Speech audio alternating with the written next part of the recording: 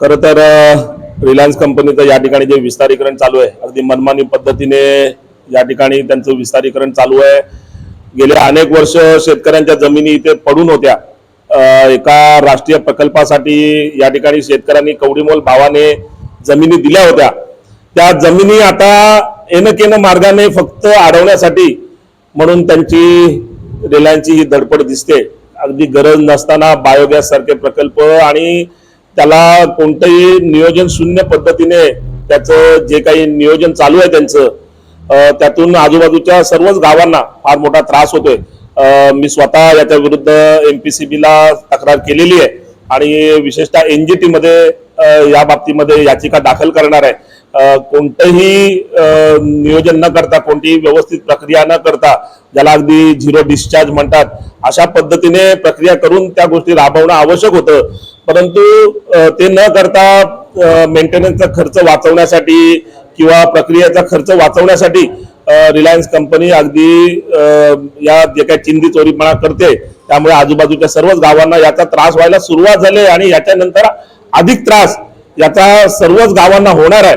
अगदी तिथून नाग मुठीत घेऊनच सर्वसामान्य नागरिकांना जगावं लागतंय आणि या विरोधात अगदी प्रशासकीय पातळीवर कार्यवाही चालू आहे आणि जर त्यातूनही प्रशासन जर रिलायन्स कंपनीला साथ देत असेल मग मात्र मोठं जन आंदोलन उभारल्याशिवाय आम्हाला पर्याय नाही आणि मग शिवसेना रस्त्यावर उतरून या रिलायन्स कंपनीला दाखवून देईल की तुमची मनमानी इथे चालणार नाहीये। तुम्ही या इथे तुमचा प्रकल्प आणा, इथल्या गोरगरिबांना सर्वसामान्य तुमच्या माध्यमातून नोकऱ्या लागू द्या, स्थानिकांना तुमच्या माध्यमातून त्यांचं भविष्य घडवणाऱ्या अशा जे काही स्वयंरोजगाराच्या संधी उपलब्ध होऊ द्या।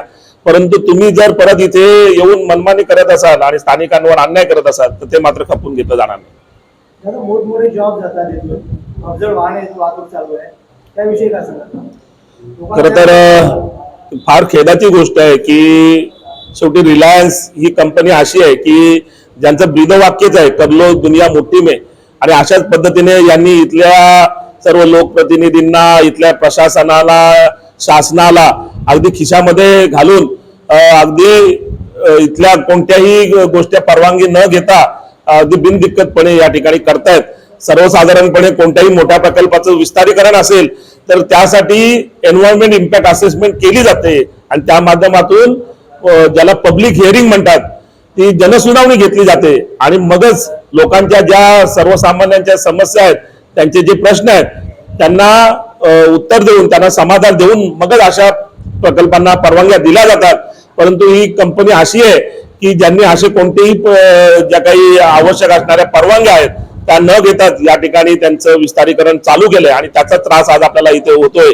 अवजड वाहने इथून रस्त्यावरून जात आहेत, त्यातून मोठमोठे अपघात घडतायत, अनेकांना त्यातून जीव गमवायला लागलाय, अनेकांना त्याच्यातून अनेक गंभीर अशा प्रकारच्या दुखापती झालेल्या आहेत। विशेषतः अगदी रात्री अपरात्री या ठिकाणी वीज घालवली जाते या सगळ्या मंडळींसाठी।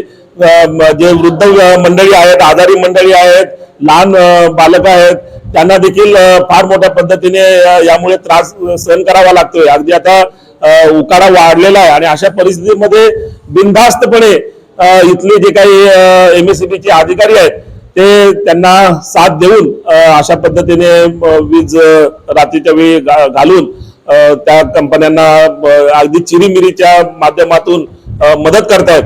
ही अत्यंत चीड आणणारी घटना आहे आणि एक दिवस याचा नक्कीच उद्रेक झाल्याशिवाय राहणार नाही। नागोठणेमध्ये ग्रामपंचायतमध्ये तुमचे सदस्य आहेत परंतु नागोठणे ग्रामपंचायत